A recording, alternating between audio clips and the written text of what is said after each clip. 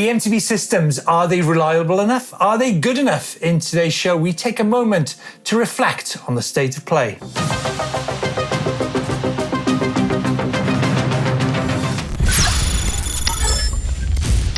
Don, there seems to be a flurry of activity in the eMTB system world at the moment. Lots of brands introducing more power, more torque into the systems. It definitely seems to be a new wave of activity. But then I guess for the past decade, that's been the story, right? It's been evolution, I suppose. Yeah, Bosch started out with a 50 newton meters and a tiny, really, 288 watt battery. 2015, we got the 75 newton meters, but now we've had their latest update rollout to everyone, being up to about 100 newton meters. And that's now where we're at for serious off-road e-mountain bike use, isn't it? I think that's the point. I think what we've seen is, like, we're back in 2011, 2012, you know, the first eMTB motors, they're actually made for kind of country cruising, really, weren't they? And you took them and abused them and everyone jumped on them. But we really have arrived at a point of time now where eMTB systems are designed for mountain bike riding.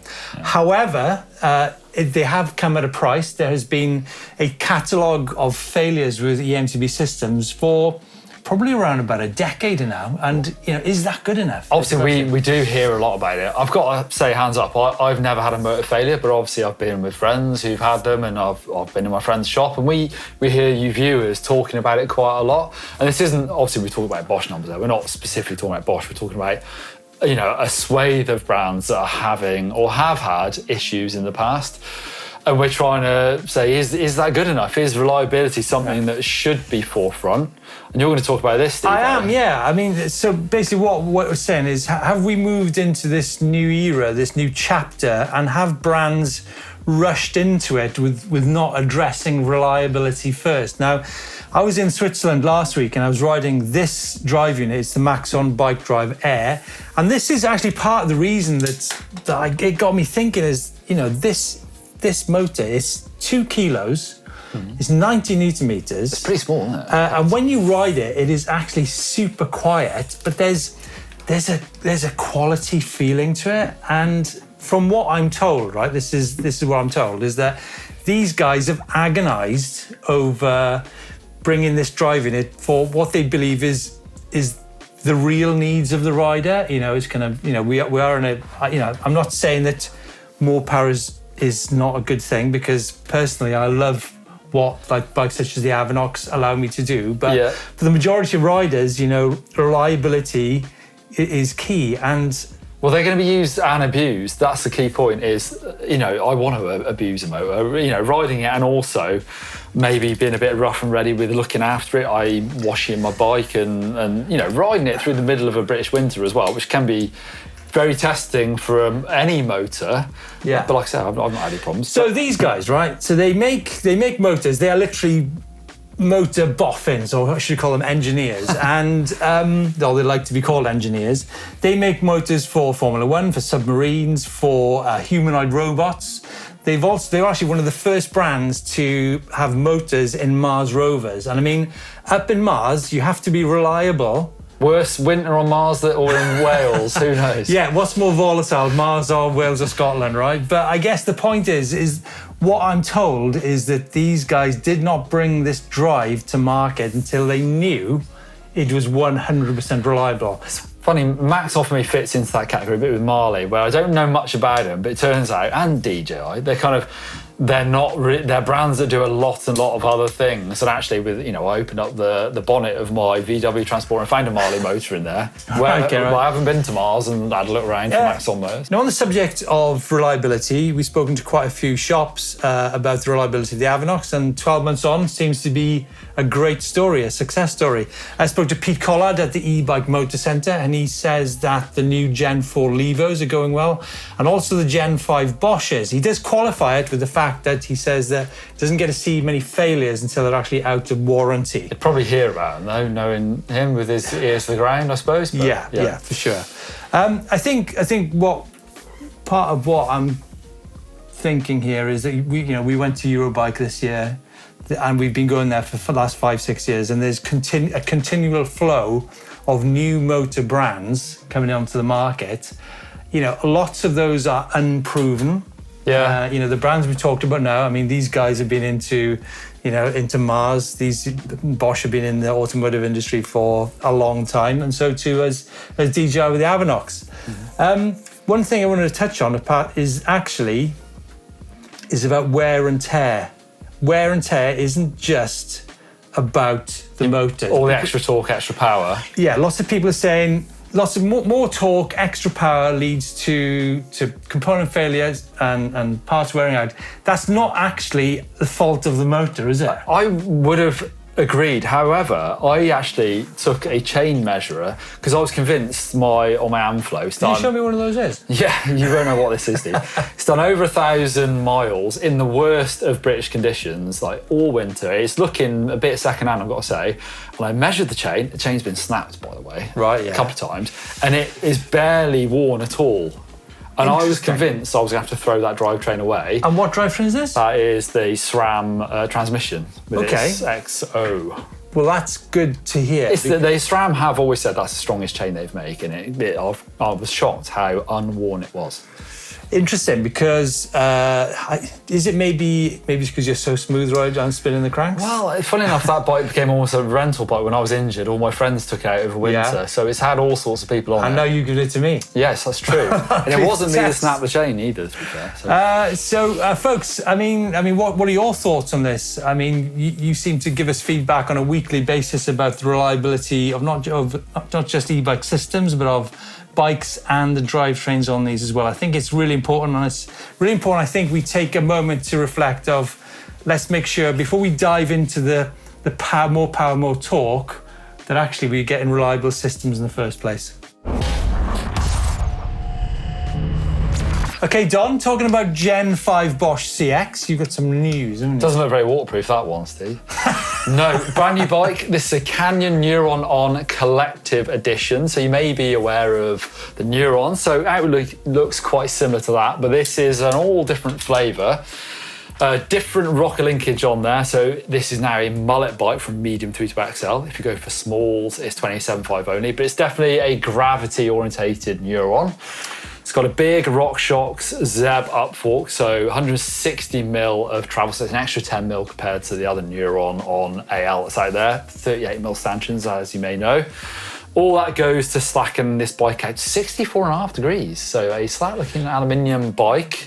Been thrashed around by Sam Pilgrim in the press release. So I've got to own up. I've actually just seen the bike downstairs. My bike downstairs. Your bike downstairs, yeah. And I'm like, I need to ride that bike. Well, tough. I need to ride that bike. It's going in the back of my van. It looks absolutely stunning. Great. Obviously looks on everything, but it's quite interesting about that bike because I thought the Neuron was a great bike anyway, as a great all-rounder. It was, 140, 150. It had options of 600 or 800 watt-hour batteries.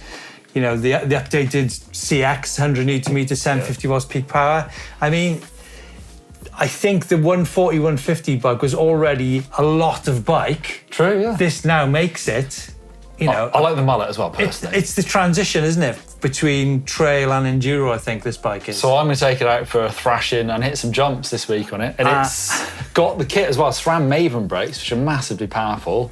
Eagle 90 transmission keeps the price down. It's €5,500, so a pretty reasonable price. I mean, that is, once you see this bike, you'll be like, oh my God, that is the bike.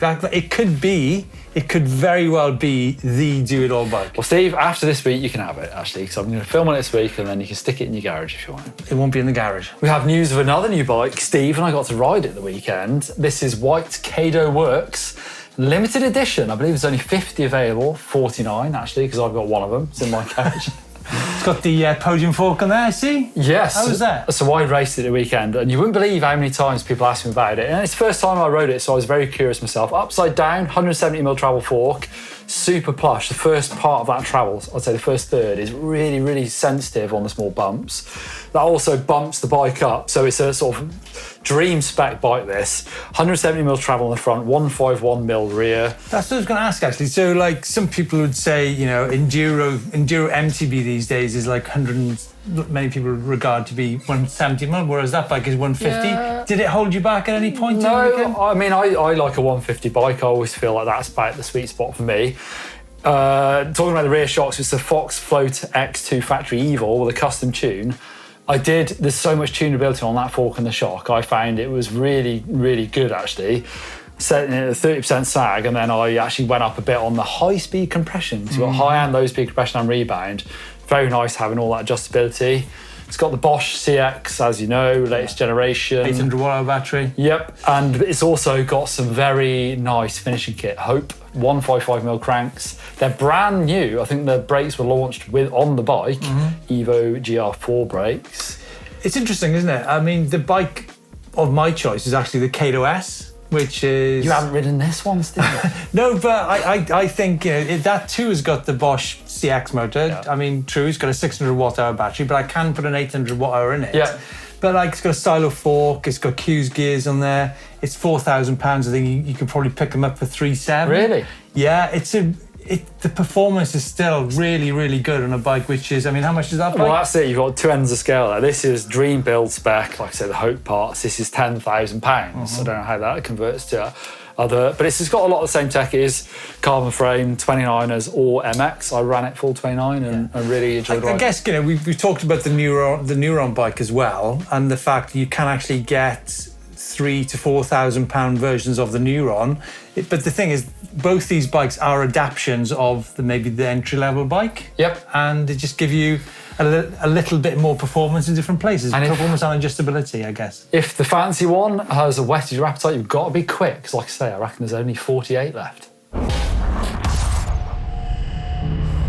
Okay, cool places. Where have you folks been over the last few weeks? Jonathan's been riding his Bull Sonic Evo AM2 in Sulov Cliffs, northwest Slovakia. I've seen it in the background. You zoom in, it's a pretty impressive landscape. I've not seen that place before. Bit of limestone, right? Oh, I have no idea, Steve. James Beaton in the... hold on, what's going on here? Yes. This is the view from my weekend morning fitness ride to the top of the Bryn Derwen Hills. Although they sound right Welsh, Steve Jones likely has never seen them, as they are in fact in New Zealand. Hold on, the Bryn Derwen Hills in New Zealand. Jamie Beaton, do you know what? We are actually saving up at the moment to try to go to New Zealand in a few years' time. Oh, that's good. Actually, 4 years' time to the British Lions. Take your bike, take a banana for scale as well. Like that touch, Jamie. Time for some feedback. Don, you went to the Ard Rock on the weekend. It was very much fun. Lots to talk about. Yeah.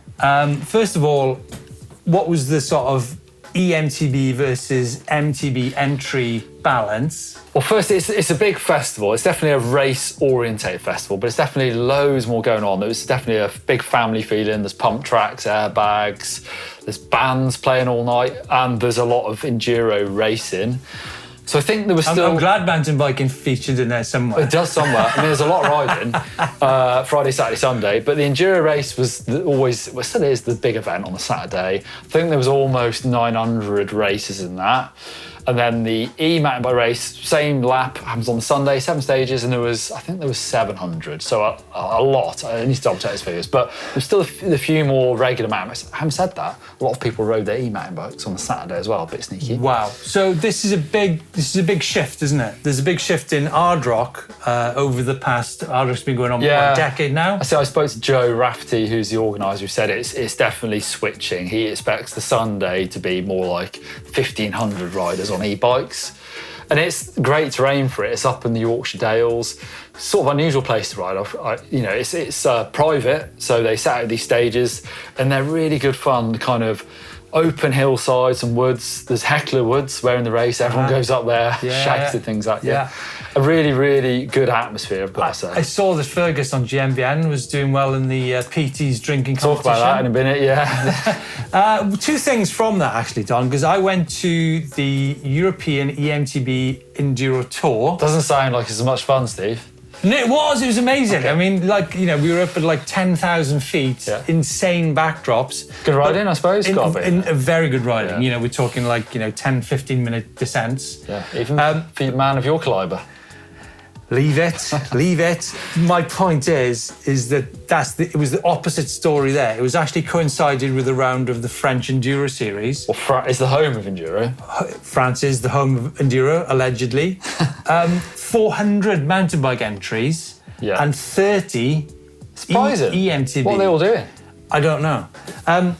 One other story I'm going to tell you is the Bosch eMTB Challenge is going to Whistler this year. In a few weeks' time, 15th Did not know that. That's big news, isn't it? Yeah, I think it's the first time eMTBs or an eMTB event has been held in Whistler. So for you folks over in North America, get yourselves to an event which is actually more of a social ride than a full-on competition. Our rock's much like that as well. At the pointy end, there's a few serious bods, but not many. There's a lot of people there to have a good time, which is very good fun. At one point, actually, I did hear on the grapevine there was a few riders riding on de-restricted bikes. I heard that. Same rumour, Steve. That's not cool, right? Well, I think they were caught out as well by the organisation, which was good. I'm glad. They shouldn't really be happening in a race, should it? Exactly. For everyone's fairness, safety, legality. There's a lot of reasons why. Really. Yeah. Right, into the bike vault. Daniel, I thought this is quite interesting. This is a Bulls VUCA Evo AM2, hard to say. Pinion, gearbox, Auto Shift Pro, Flex Mode, Kufstein, Tyrrell. I've not seen this bike. Have you seen one of these before, Steve? This Bulls? It's quite a nice shape to it. Bulls they weren't very prominent at Eurobike this year, but huge brand. Yeah, with the Pinion MGU. That's super nice. Yeah, why not? Martin's relaxing pit stop with Cube Stereo Hybrid 140 before heading home. That is a super nice. Trying to dodge all the moose and deer. That is not South Wales. My wife's selling her car at the moment, and she's actually had to say that the car's been hit by a wild boar in a kind of statement of the car. Well, the wild boar hit the car. The wild boar ran into the car. Anyway, we're getting sidetracked. Aaron Layton taking a quick break during shakedown ride in his Ibis Oso in San Luis Obispo. Is that not the home of SRAM? It's also the home of that famous film person, Mike. Who's the guy who lives on a hill in San Luis Obispo? There you go. Famous filmmaker lives on a hill, San Luis Obispo. Anyway, we'll move on. Is that a nice or a super nice? It's a nice for me. I mean, it looks like an amazing place to ride. I know the looks are controversial at EMBN, Aaron says. Yeah. But I love the lines. Super nice, right? Oh, you've gone there, Steve. You've upgraded it. Mattia. In Spain, on the perfect place for a Mondraker Crafty 2022 edition. Love this thing. Nice. Ask Jason Bowen says, can you guess that I like thought that tan? was Slovakian. Ask Jason Bowen. Like, well, that could be. Ask Jason Bowen, like it. Very tan looking, all bare eyes. I'm not sure. I like tan tyres, tan saddle and grips. Maybe Jason Bowen's tanned. Maybe. It's super nice. This one is from someone called Doddy. Not the Doddy we know, probably, I don't think. Riding a Giant Rain E1 plus one even. Got this bike recently for 6K with a free set of Shimano XT Clips pedals. Bonus. Oh, it's County Kerry, Ireland. It's very green and blue. It's nice. What about this last one, then? So the second Ibis of the show. This has got a totally different vibe to it. I mean, this is a custom paint job. This looks like your sort of vibe, Steve. I can imagine you riding around on this in a Hawaiian shirt. Ollie, what's your vibe on that one there? It's bright. It's in Santa Cruz, California. Sure. Ollie's not sure. This is Casey Devonshire, who is the Ibis e-bike tech and Bosch unsupported market warranty tech. So he is in-house rider. Okay. Casey, you're going to berate us if we don't give you super nice, aren't you? So we're not going to give you super nice. There you go. Oh, I would have. Huh? I would have. Oh, it's been changed. It's been flipped by the Don. Flipped by the Don. Getting social this week, we're moving on. I'm actually putting in this, which is the PT's Pub Bike GP, which our friend and colleague Fergus Ryan came second at. He's very quick at drinking a drink, is Fergus. Well, obviously not quick enough. Wow. He was beaten by, we'll have to upgrade that next year, I think. Oh, well, I was impressed. Very impressed. No, I'm only joking. That is very impressive. And carrying on with the hard rock theme, you maybe hold on a minute. What's also impressive is that the Don won't tell you, but he actually won the class an e-mounted bike on his new white Kato Works. Which the video's coming this weekend. I had a very good fun time and managed to win the veteran male 40 to 49 Come on, Don, don't underestimate that. And also, you're top 10 overall as well. Yeah. I mean, that's... Fucking hell, it was all right. Don't underestimate that. Well, actually, I'm thrown to this person, male Ferron. I'm sure I'm not saying that correctly, but this is a rider who came second, I think, in enduro race, and I've not heard of. French enduro racer, and I looked into his Instagram, and he is quite the talent on all sorts of bikes, e-bikes, mountain bikes, riding in the snow, riding gravel bikes. Very impressive rider, and someone who should look up on Instagram, because I'm going to give him a follow. That's it for this week's EMBN show. Let's know your thoughts on reliability and power and stuff like that. But coming up on the channel the next few weeks, some very important videos. First of all is the Don and his new white Kato Works. Yeah, I'll give you a pretty thorough look through that bike whilst I take it for a race.